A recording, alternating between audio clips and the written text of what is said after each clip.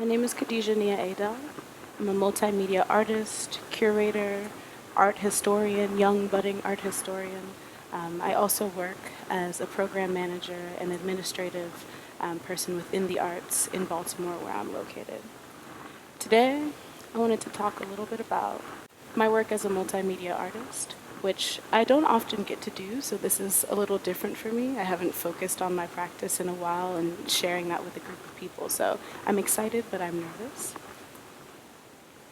So, I was birthed and nurtured in Miami, Florida, and I'm currently thriving and living and exploring in Baltimore, Maryland. I primarily identify as a multimedia artist, but I mostly use abstraction in my work. I see that as a tool that has been able to liberate me and also connect me to identity. I wrote this short poem as I was putting together this presentation that I wanted to share with you about my ideas and my feelings towards abstraction. It's called A Whisper, Use Me. I'm about distance. I'm about closeness, clarity and distortion.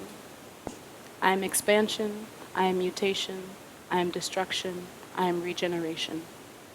I am intuitive, a processing tool. Piece your life together, tear it apart, piece it back together again.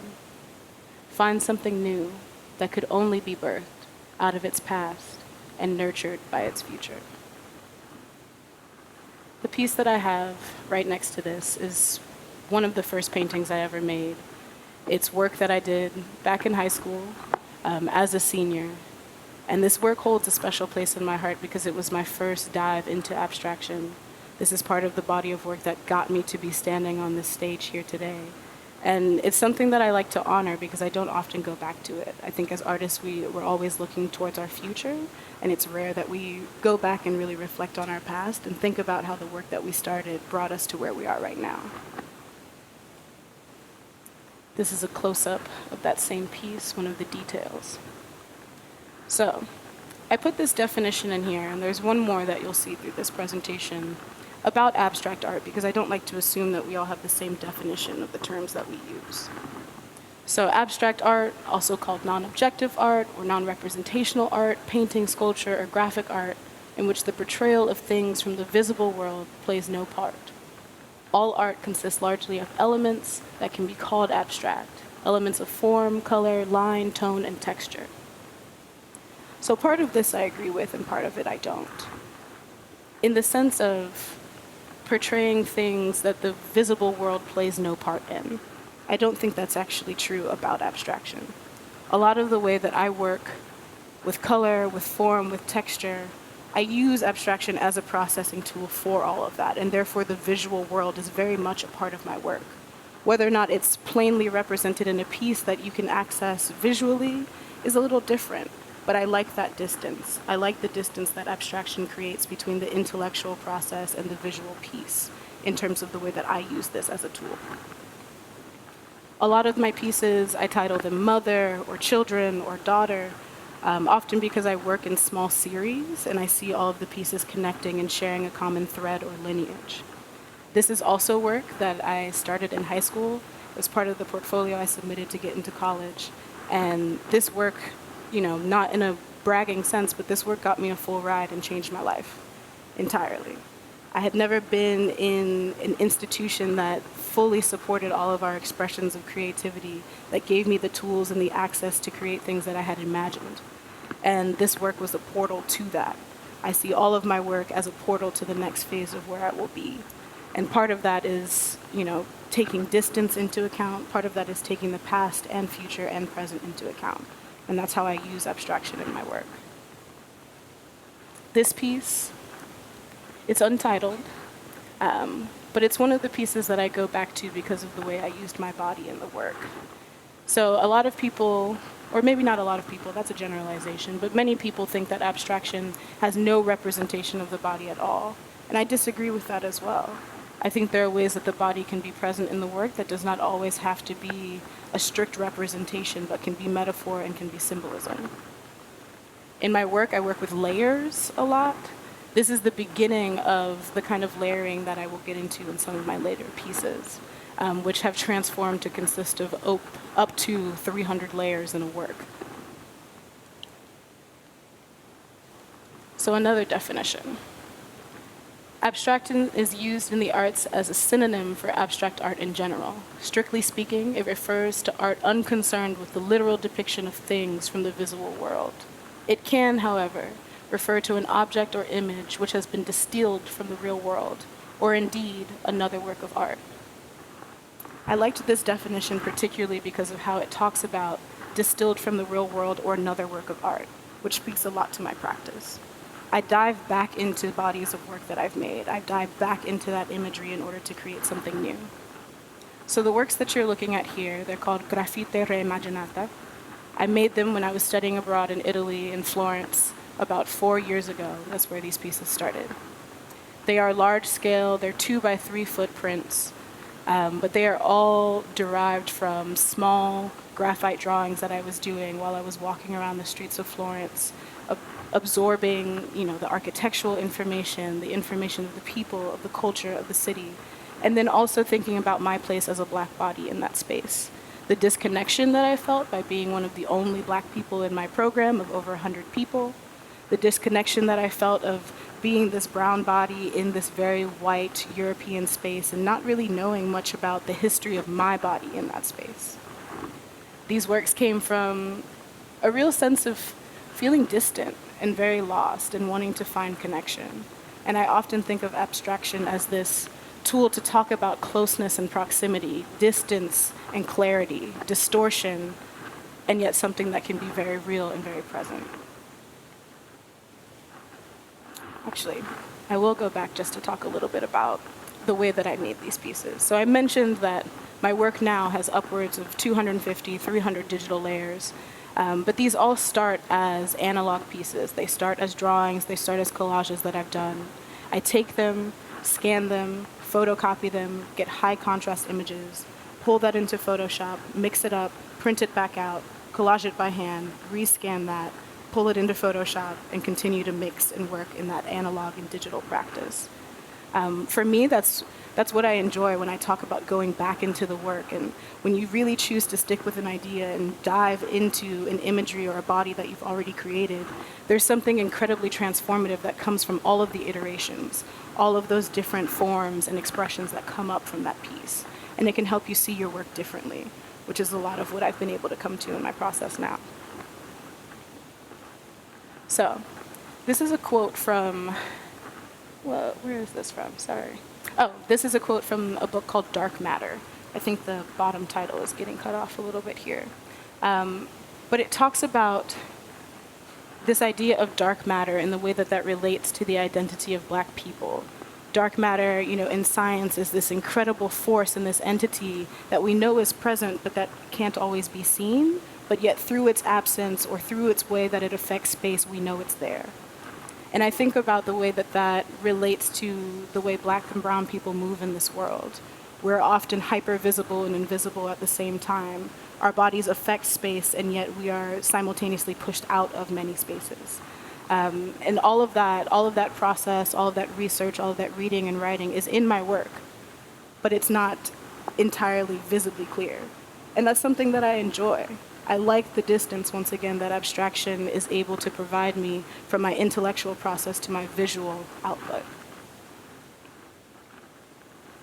So the last piece that was on the last slide, as well as this one, they were featured in a book called If I Ruled the World, which is a collaborative project talking about visioning and imagining the future that took place in Baltimore with a collective called Press.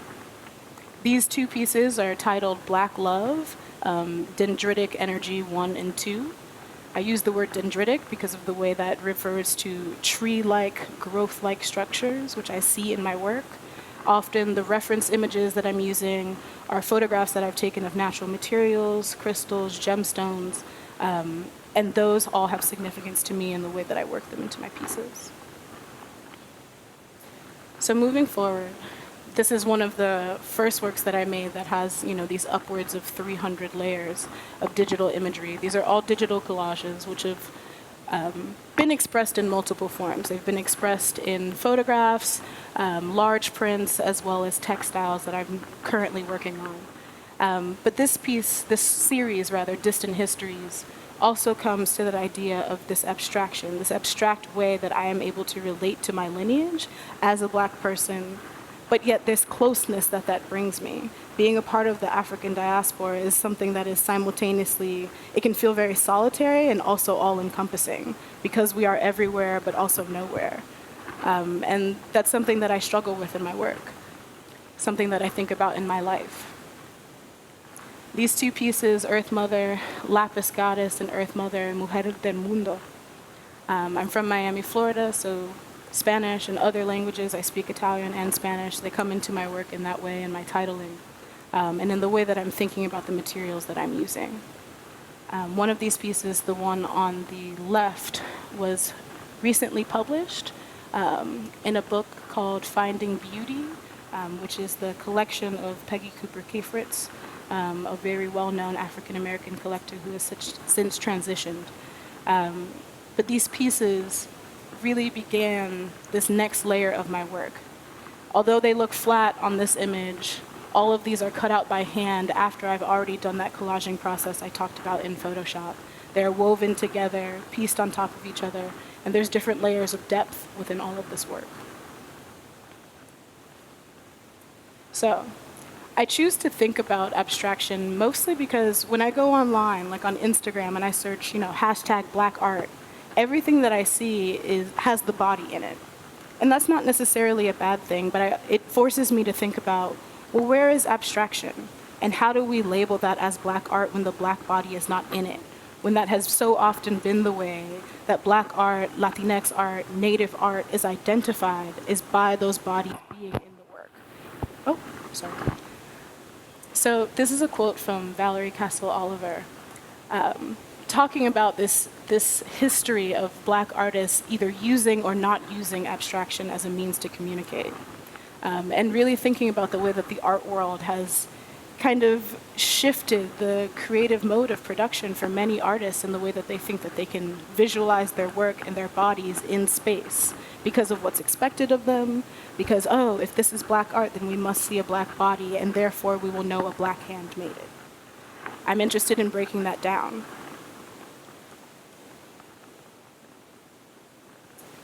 These two works, Black Dream 1 and Somatic Reverberation, these are further investigations and further explorations of this layering of material, of texture. The piece Somatic Reverberation on the right, this is one of the favorite works I've produced within the last 2 to 3 years, because it really allowed me to go into this deeper level of collaging, of layering, of beading, printing on different styles of paper, of transparency, photo paper, and then also cutting up the initial surface and weaving all of these images back into each other. So layering and all of that is incredibly important to me in my work. I have a background in textile design, fashion, and construction, so I think a lot about the way things work as fabric prints, but also the way that layering engages with all of these different forms. These are other pieces. As I mentioned, I often do like daughter or children. So I made 2 large prints that were originally the size of this first piece on the right. And this smaller daughter piece came out of cutting that up and really just not being afraid to go in and destroy my own work in order to create something new. So these are some of the guiding questions I think about. And this is kind of loose, but really investigating the technique and the movement of abstract art and its relationship to the liberation and oppression of the Black body, with a focus on the queer experience.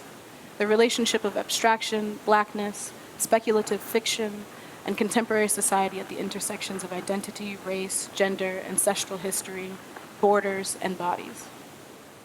I'm thinking about, how does abstraction transcend Blackness? How does it create a container for Black radical expression? And how has this contributed to the embrace or lack thereof of abstract work made by Black artists? And then really thinking about the time that we live in. What does it mean to be abstract in 2019 when I feel like abstraction is a really actually common practice that we are engaged in? The way that we talk to each other, the way that we relate, all of it creates a certain distance Even with social media, that's an abstraction of yourself in a way. It's a presentation of identity that you are curating and controlling the way that people engage with you. How is that abstract? How are we expanding on that right now versus the art of previous decades? When you Google abstract art, you get Jackson Pollock and a whole slew of other white male artists that pop up. But that's not what abstraction means to me currently. It's about abstraction of concept, of technique, not of just material, not of just form. And I think a lot about that within my work and the practices moving forward. So this is a detail shot of somatic reverberation, just to see a little bit more of the textures that are in there. There's images of copper, pyrite, coral, as well as black and gray glass beads. There's transparency in there. There's photo paper. Many different kinds of textures that I'm interested in playing with. And so what's next? I'm currently in the process of curating a show about abstraction that'll be happening in Baltimore in the fall, and really thinking about the broader ways that I want to address that and how I'm bringing performance art and music and experience and happenings into this idea of abstraction. Applying to more residencies and really increasing my own studio practice.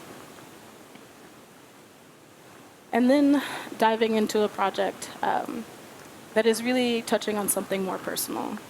When I first started making work in college, I think there was a push for Black artists to put their body in their work and to talk about their identity. And I was not interested in that because I recognized that the school that I was in, the space that I was in, I did not want to have those conversations with my peers about my identity. I was in a primarily white school, the only Black woman, or one of 2 Black women in a sculpture program of over 50 people. I'm not interested in talking about my identity with you at this moment. And I chose abstraction as a way to create that distance. And now it's bringing me back to something more representational and based in personal truth. So the text got messed up a little bit here. But this is an image of Miami, if you've never been there. And part of the work that I will be doing in the future is diving back into this personal narrative, thinking about the way distance has shown up in my life, and really documenting those spaces through ritual, through abstract visual art practice, and all the different things that I think artists should be interested in terms of preserving and archiving their own story and their history. So I do have a shameless promotional plug in here. I'll be speaking at Common Field in Philadelphia, if any of you will be there, talking on a panel about art, activism, identity, and the way that we use different healing practices as Black and brown women to help navigate the spaces that we're in professionally, emotionally, and socially. And that's it.